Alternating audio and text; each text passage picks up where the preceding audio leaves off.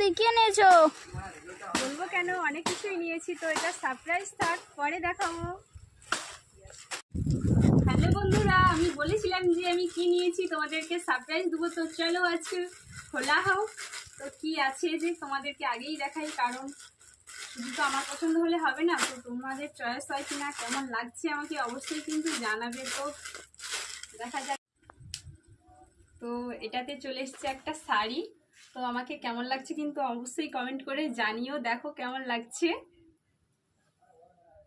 তো আরেকটা আছে, তো ওটা দেখো। তো আরেকটা আছে, তো এটাতে দেখা হোক কি আছে। তো চলো।